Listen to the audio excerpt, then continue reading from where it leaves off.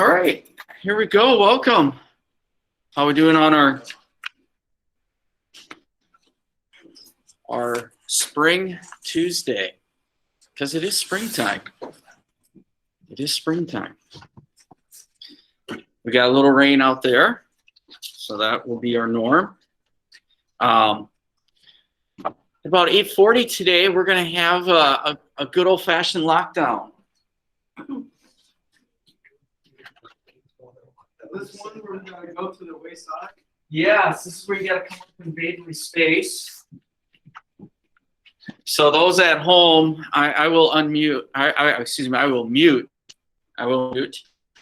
So we don't get some sound there. But yeah, that means you got to come up here. So we got to somehow try to be up here and out of the view of that little window. Okay. And you know, some people are like, you know, are you ever going to use these things? You know, these types of drills. You know, what's the application and all that stuff? And one little anecdotal evidence of, you know, someone using these drills was, you know, what happened at the nation's capital on the 6th, where some young staff members in, I want to say the Senate, remembered their drills from high school. And when what was going down at the Capitol, some of them utilized what they learned, and they were able to stay silent, stay quiet in an adjacent office that was being, and in the office next to them, that's where some individuals had got into. So there you go, application there, all that. But before we have our little drill, anything good for the cause? Anything good for the cause? How's my morning going? My morning is going pretty good, pretty good. You know, to me, Tuesdays, I don't know why, but Tuesdays always seem to be my most productive day. So, and it's been starting off pretty productive. And I don't know why. I don't know why my son decides, you know, he always does it. So, and he's in college. He's a junior, and he has different time schedules than mom and dad and all that. I don't know why he always sends me text messages like at 2, 3 o'clock in the morning. He knows I am not going to respond to them, but he does. And yesterday he had stopped home because he had an appointment and a job interview for an internship, and you know, classic Ben, last minute, does not pick up on, you know, what mom and dad in terms of organizers and stuff like that. He had left a number of things at home, and luckily he goes to the University of Minnesota. He can easily come back and get it. I mean, he left things like his retainer, some of the laundry, just little items and things like that. And it's like, come on, man, you must have been preoccupied. You must be still upset that your NCAA bracket is destroyed, which he is. He is upset. And his roommates are just riding him as a result of his bracket being destroyed. And the fact that his dad, who doesn't know anything about basketball, is beating him in it. But I'm not going to rub it in his face. Not going to. But I will enjoy, if I do win, I will enjoy that Dairy Queen. Because that's what's at stake here. All right? So, enough of that. You don't need enough drama there. So what we have here is today we'll continue with the study of Mao. So whenever, you know, if we have that lockout drill here at 8:40, possibly, which is it's like right now, but see when they get on the PA. But in the meantime, something to think about here.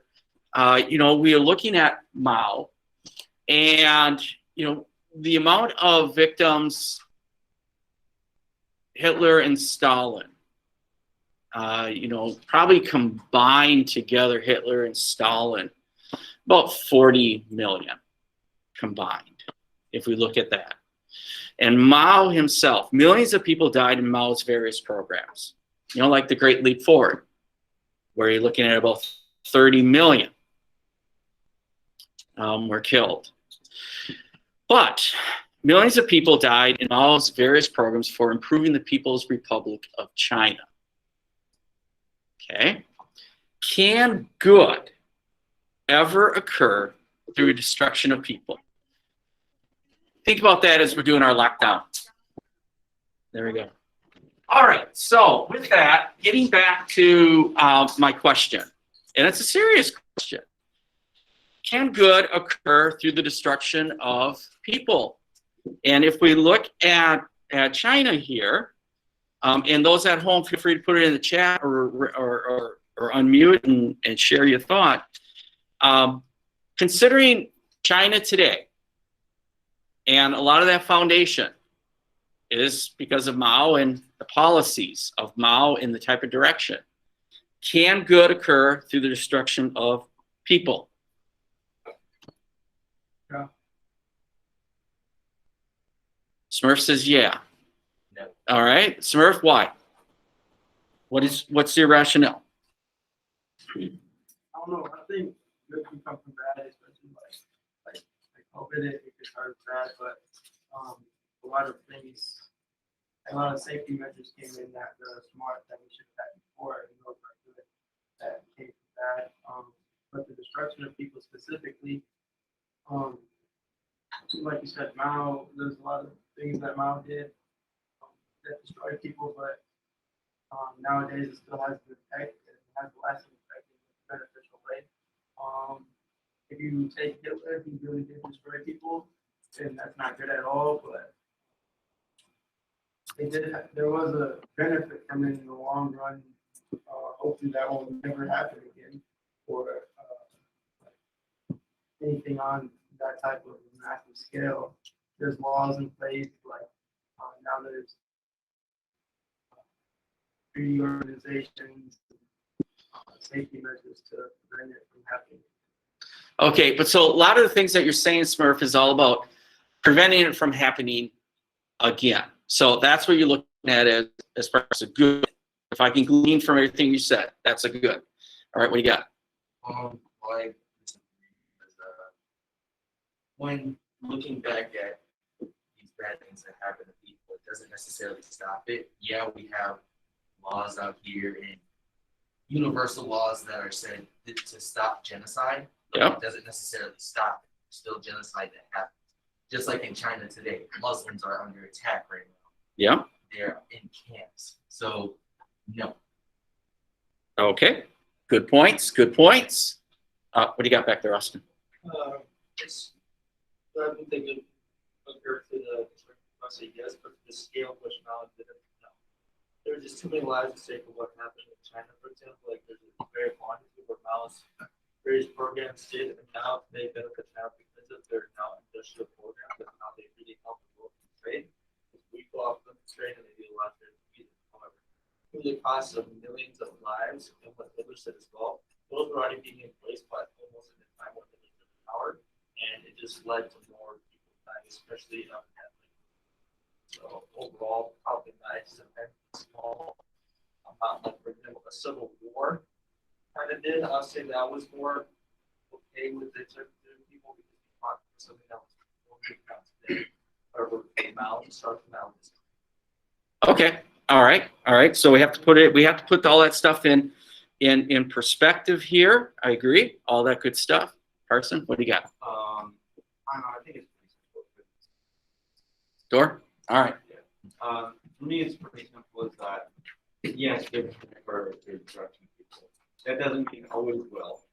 Okay, typically does. I think the question is, I say, can. But Yeah. doesn't mean it happens all the time. Doesn't mean it's the normal, but it can. All right. So it can. It can. But it's not the norm. All right. Okay. All right. Again, I'm going to throw out there. If we look at population, they are the most populous country. All right. 1.4 billion. All right. So, and if we look at the numbers killed, could be anywhere from the range of 30 to 70 million. All right. So do all the numbers and all that stuff with that. economy is the number 2 economy right now in the world, number 3 military in the world. So China is to reckon with. All right. And could that all be because of the destruction of peeps? What do you got? Nico.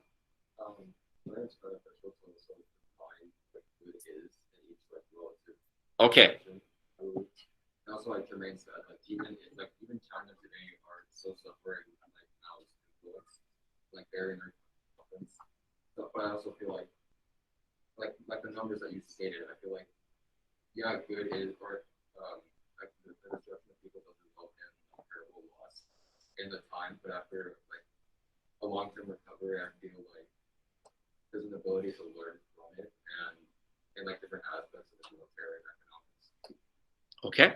All right. All right. So, but to define good, all right, that's a good point. All right. To use throw good in there. It's a good point. Yep. Smurf. This kind of okay. This is like an example. Like in the Bible, like long story short, in the Bible, God, you guys know about Noah and the ark and how he did that with all the people. Well, that's right there, destruction of people, and in God's eyes, that's good. Okay. And, I mean, that's kind of like, not to get into beliefs. Right? No, but okay. So now you're speaking of, let's talk about lens of what is good and what's not good. But intentions, we also have to look at intentions. All right.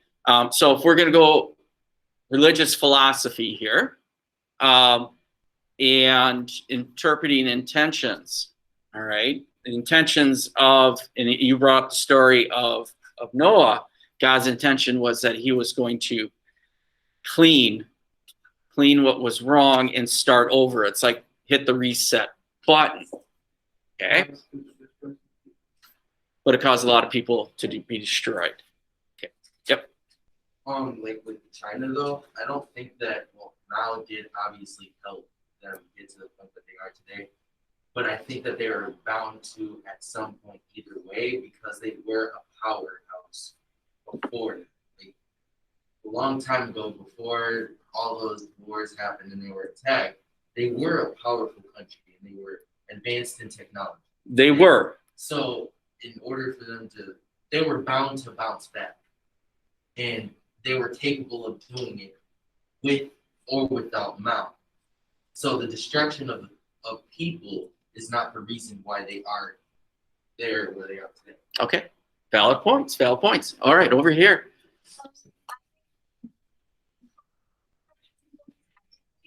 But on an ethical level, I don't think it can ever come out of it because we are people and we all value, well, most people value people like at the top. Yes. So the good can never outweigh like the loss of the people ethically, but I think like technically, because well, this is a bad example, but when there's like overpopulation, it's obviously better to have less people. So that would benefit the people for the destruction of the people. But that's obviously like not everything the right choice. All night and 10th grade EL2 please go to the lecture hall, which is in the front of the building. Okay. All right. So you bring up the good point about ethics. All right. The ethics behind all that. All right. That's a really good point. All right. Go ahead. I think I have a problem with that from this argument because the ethics of China and the ethics of like what here in the United States, what we see are extremely different.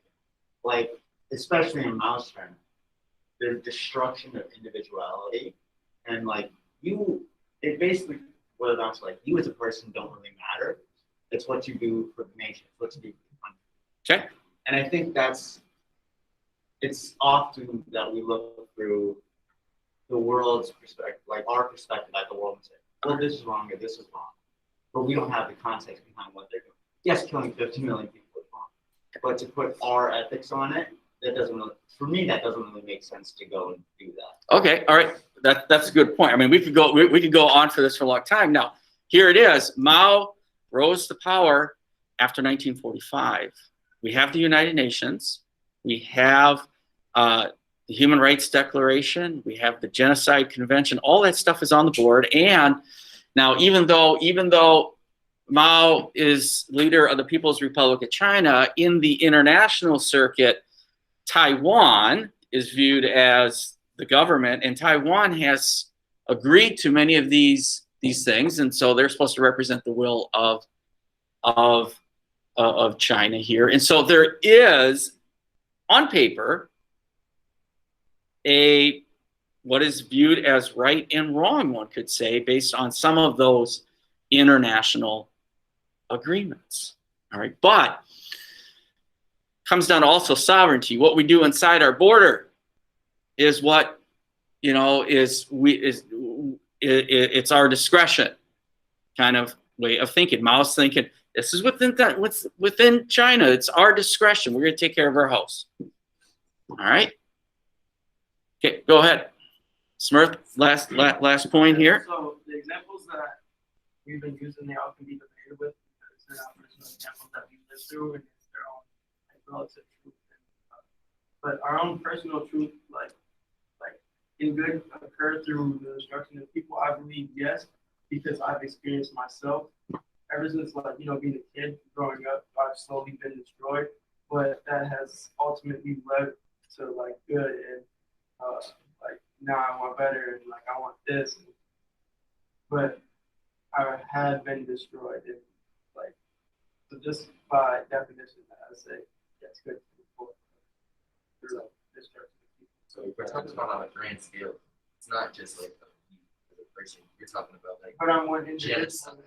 I'm one individual in a nation of destruction.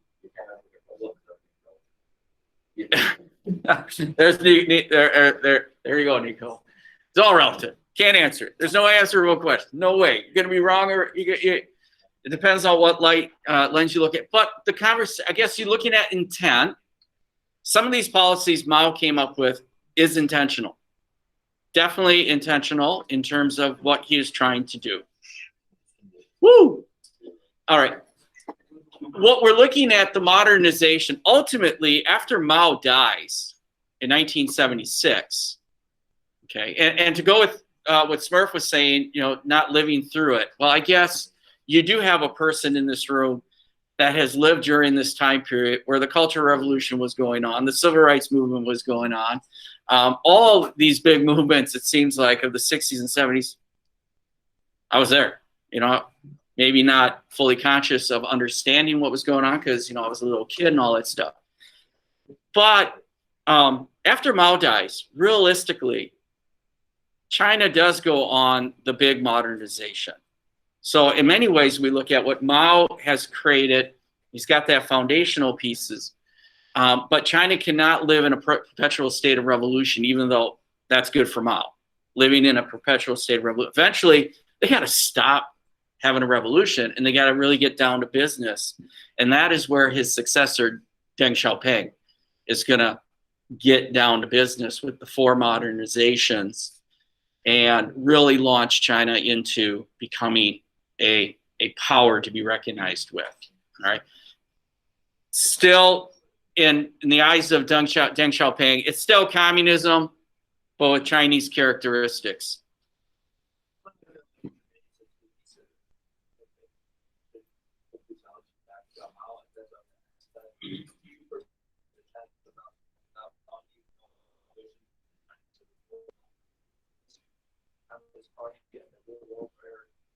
All that, the inner civil war that China had to start rebuilding the foundation. Do you think China could be where they are today without that? There are plenty of indications that China would have become a world power with someone, perhaps Mao was the catalyst to get it moving. But even within the Communist Party in China, Mao knew his hold was tenuous, and so he needed some of these things. But eventually, the pragmatists are ultimately going to win out. So China probably would have become One could even say possibly China could have possibly became stronger sooner without Mao.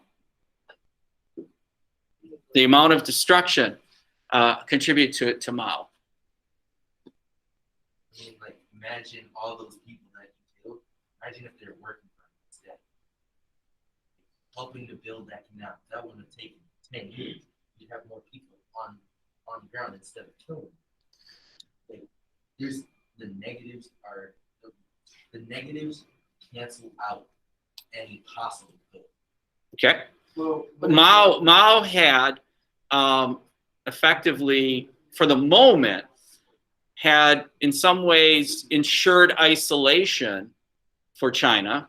And so those badly needed resources, perhaps even modern technology, arguing with the Soviets, who could have probably helped out with some of that technology pieces. I mean, but we know there's always strings attached when countries help out.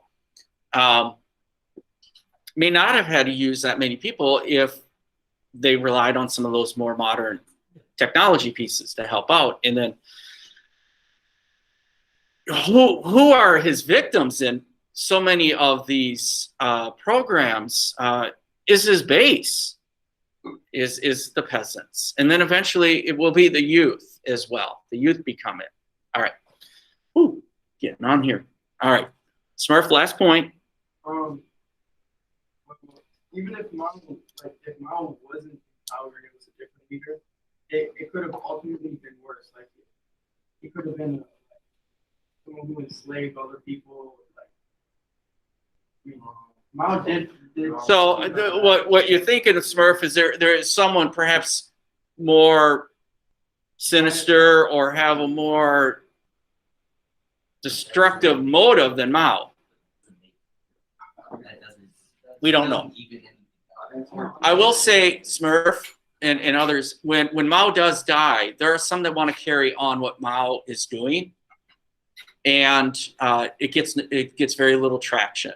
If anything, we know that you cannot necessarily, Mao is godlike, and you don't necessarily have to, in order to progress, trash Mao. You can still review Mao.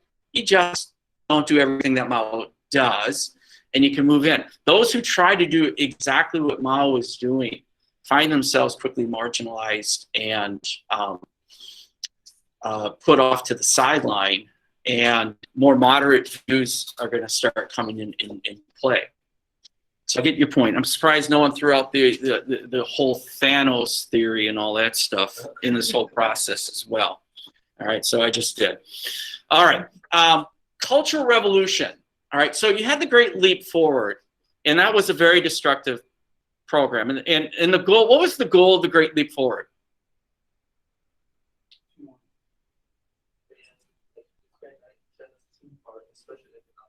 Okay, to expand China economically, to really advance it, modernize it. I mean, both Jiang Jieshi and Mao said that they were going to modernize. They were going to do it, however, we'll find different ways. Both are nationalists as well in that process. So the economy needs to be protected and to look out for national interests as well. So the economy had many layers to it. It didn't work out as well as Mao thought. And as a result of that, Mao kind of stepped back and others moved forward. But now Mao is going to plot his way back, because his concern is always, is people going to forget what the revolution was all about, what the Civil War was all about? And so he's plotting his way to come back. It's going to be that Cultural Revolution. So we got a little clip here that's going to focus on the Cultural Revolution. I want to take a look at methods. I want to take a look at his reasoning behind it, and ultimately the impact of his Cultural Revolution, as he will call the Great Proletariat Cultural Revolution. When we talk about transforming societies, Soviet Union had their Cultural Revolution as well, and that was going on in the 1920s and 30s. Here, China is going to do that as well. Most countries, you don't necessarily have to be a communist country. You can be a fascist, right-leaning country, is going to have some type of cultural revolution. Heck, you could even argue in the United States, we've had a cultural revolution periodically as well. So here we go. We got a little clip here. There'll be some violent action in here as you get the chaos that's going to happen with this cultural revolution. All right, so here we go.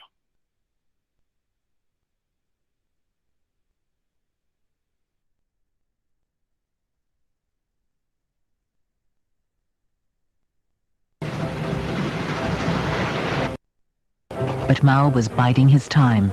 He worried his revolution was going off the boil. He saw a privileged bureaucratic class emerging, as had happened in the Soviet Union. He feared the return of capitalism and materialist incentives.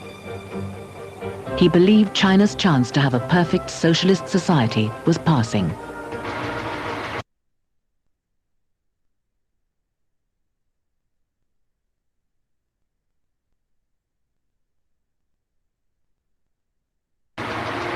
Mao's supporters printed a book of quotations from his political speeches and writing, and used them as the basis for a new attack on what was called the capitalist road. We still have to wage a protracted struggle against bourgeois and petty bourgeois ideology, said Mao. As he tried to regain power, Mao used a piece of spectacular political showmanship to revive his reputation.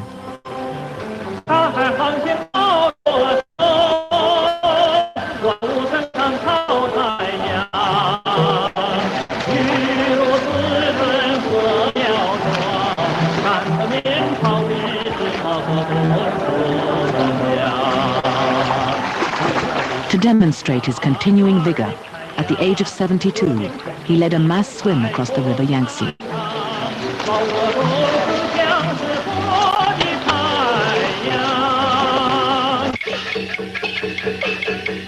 Trying to break the thinking and attitudes of old China, he began with her traditional culture.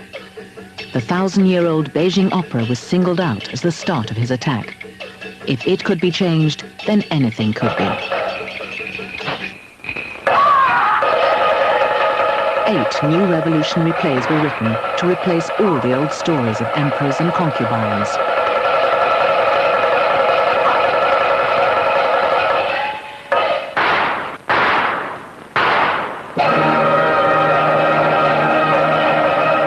Tung Shangling, who once played princes, now took the lead as an officer in the People's Army. 我能拿到了这个角色，由我来演。 I was chosen to play this revolutionary role, and it was a great honor.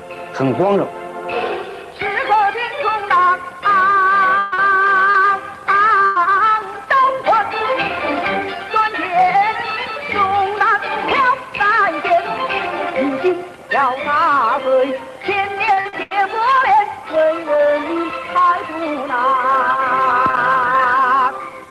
我们是灵魂的工程师，我们有一种。 As artists, we were engineers of human souls. 为家人吃饭，或者是简单的工作，而且我们有一种责 We 任 didn't 感。 just perform to earn 这种 money, 责任感 but had a serious responsibility to re-educate people. 一定的教育作用。我们非常幸福。 We were so happy that Chairman Mao was creatively involved in this opera.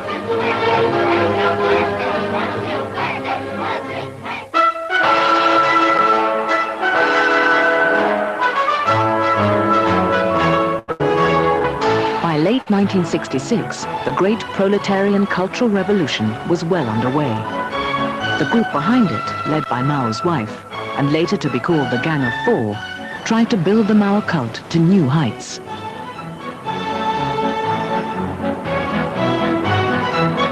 In school, children recited his message to them.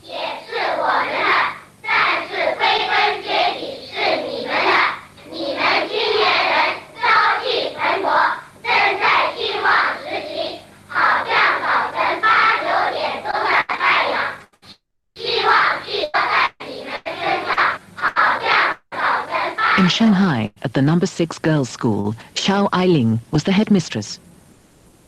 我们同学就感到外态的变化、上海的变化 The pupils came to realize that all the changes taking place in their families, at school, in Shanghai and China were brought about by Chairman Mao. 毛泽东带给我们的。 Students were used to carry the Cultural Revolution forward.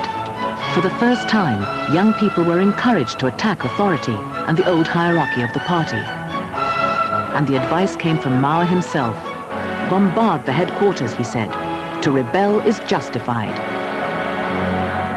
One of the Beijing students who were the first to call themselves Red Guards was Zhang Baoqing. Chairman Mao started the Cultural Revolution to keep up the momentum for change. Everything he said was right.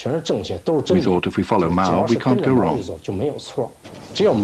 Only he can lead us from one victory to another.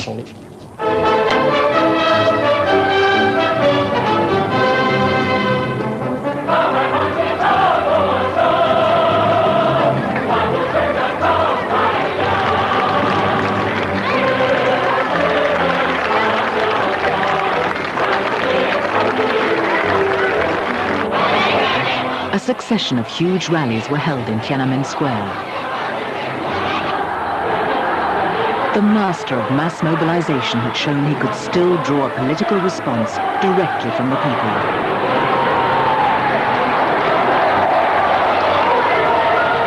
This time it wasn't the peasants in the country who did his bidding. The most educated and energetic generation in China were following his every word.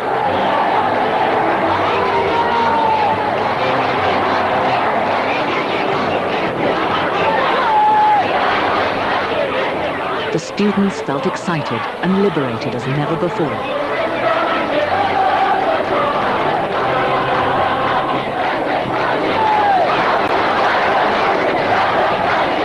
An estimated 11 million Red Guards came to see Mao.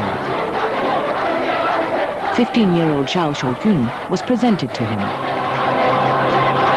那个时候呢，我是直顾的激动，直顾的兴奋。 I was so overwhelmed by the excitement, my mind just went blank. The only thing I wanted to do was to get a good look at Chairman Mao and shake his hand if I got the chance. 我要多握几次毛主席的手，一有机会我就要去跟 I shook hands with him 3 times. Because I'd been received by Chairman Mao, millions of Red Guards regarded me with awe. 认为我是。 也是一个很 When 伟 they 大 saw 的 me, 人。 they always wanted to shake the hand that Chairman Mao had shaken. 握手，握我毛主席握过的手。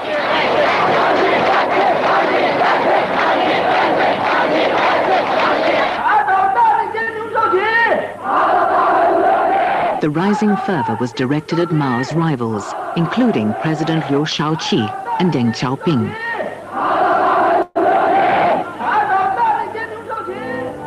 Banners attacked Liu.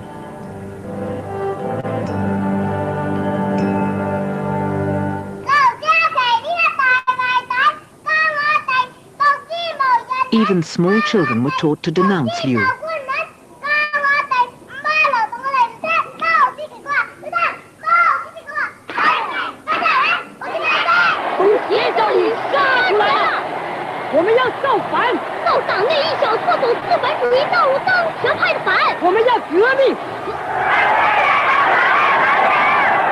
The rage was extended to foreign governments, with attacks on Western diplomats in Beijing.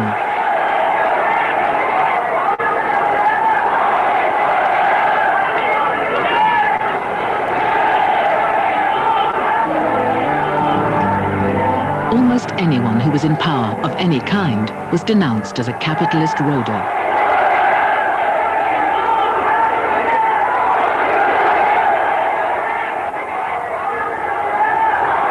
The whole structure of the party was brought down, including Zhong Guodong, the district secretary in Tianjin.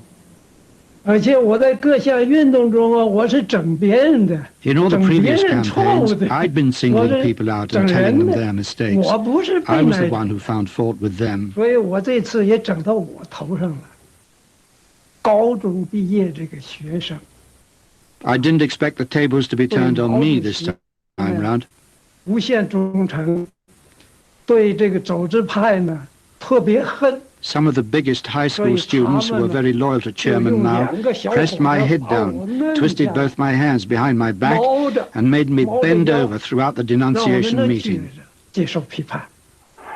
我没想能够活过来。 I didn't think I'd survive. In Sichuan, Luo Shifa, the party secretary who'd helped his village through the famine, was denounced.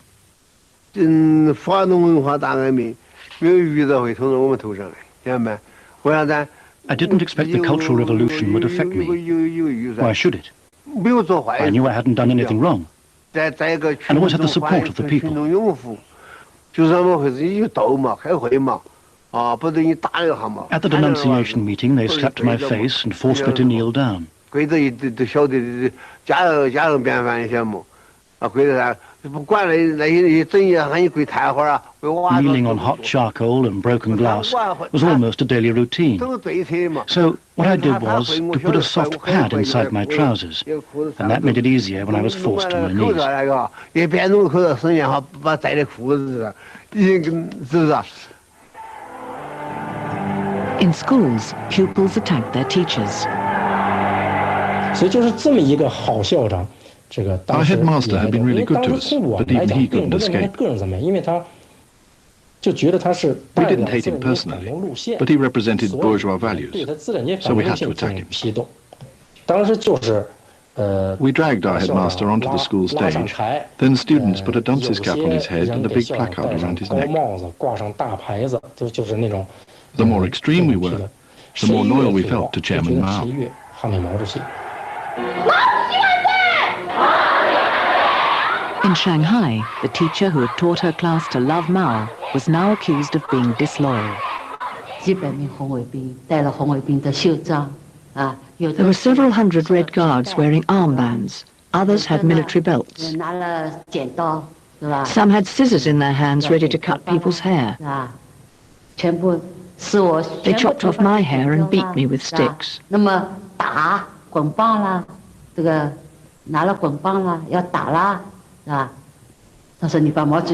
ordered me to produce the Red Book and to recite that revolution means rebellion and violence.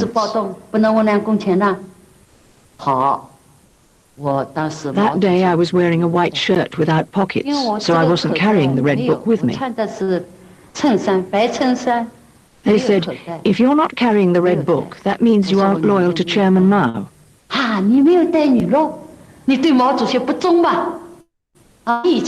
How dare you say you love Chairman Mao? You deserve to be overthrown.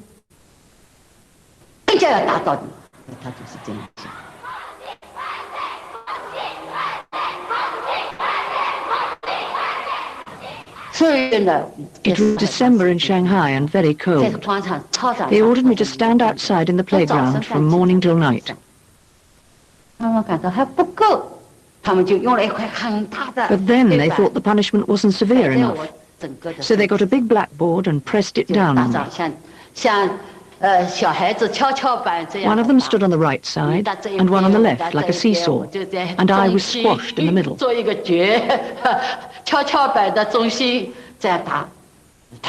They wanted to knock me down and keep me down forever.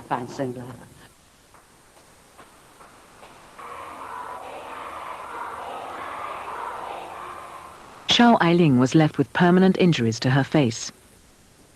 Up to 1 million were killed or driven to suicide.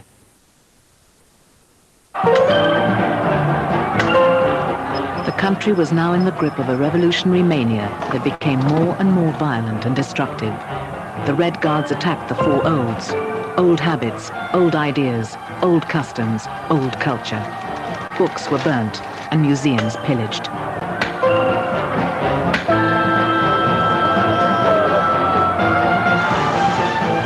Soon, rival factions of Red Guards fought one another.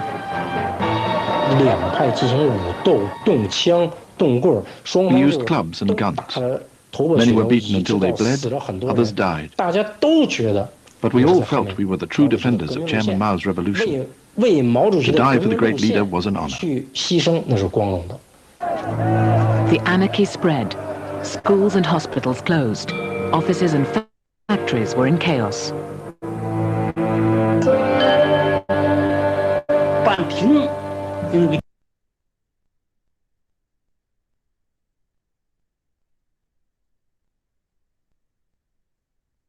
All right. So when we look at the Cultural Revolution, what was this goal?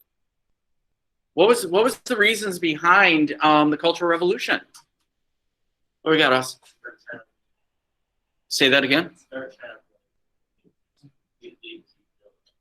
Okay, so reset Chinese culture, which basically means what? You said deculturalization? Okay. Religions, customs, like for example, the Moses said, like they kind of give you the songs and dances, the weddings, the festivals, to give them a chance to feel they're completely rebuilding a culture, almost like getting rid of one. Okay, creating a culture by getting rid of the old habits, as it was being mentioned there as well, and start a culture that is probably more in line with the type of culture that Mao wants this new China to be. All right, and so the methods. What kind of methods are we looking at here?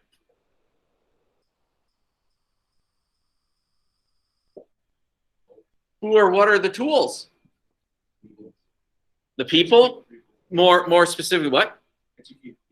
Educated people and also city people, and let's give me demographics. Young. All right, young people. People who may not have experienced the Chinese Civil War. So they may not know what has been sacrificed. They may not know what's being, what Mao is trying to do here. And so here's their opportunity. Here's their opportunity. How'd they do? How do these people in the Cultural Revolution, how did they do? Let's evaluate their efforts. I mean, they did so well. They got themselves sent out to the countryside. Yeah, they got sent out of the country. When in doubt in China, if you get a little too hot, you're sent out to the countryside to live with the peasants. Deng Xiaoping, he survived the Cultural Revolution. He was sent out to the countryside. Here's a guy who is an architect of the Red Army, or at least a role in the Red Army, had a role in resurrecting the Chinese economy after the Great Leap Forward. He's sent out to the countryside, hang out with the peasants, and repair tractors. And then he does come back. He's able to keep coming back because he does have allies within the Politburo and within in the army as well. But the youth themselves, one could look at their enthusiasm pretty, pretty hard charging, intoxicating in ways in which they wanted to one-up each other. And they got pretty violent. And what happened to China, though, as a result of the Cultural Revolution, though? The day-to-day operation, what happened? It stopped. So whatever gains might have happened now come to halt. Because of this Cultural Revolution. So productivity in China is going to go down here. All right, this is big stuff. All right. Cultural Revolution. So anything traditional, I guess, the paradigm of society is totally flipped up. Totally flipped. So by 1976, when the guy does die, people are ready for this Cultural Revolution thing to be done. Totally be done. I'm not going to put it at the same level of perhaps maybe people in the United States want to get the counterculture done. All right. But again, if we want to put all this stuff into perspective, because I like putting things into perspective here, Cultural Revolution, it's a youth movement. I mean, they're a big instrument in the youth movement. 1960s, around the world, we have a youth movement occurring in multiple places. That could possibly rival what's going down in China in terms of intentions, methods, impact, all that. There we go. All right. Any questions with this?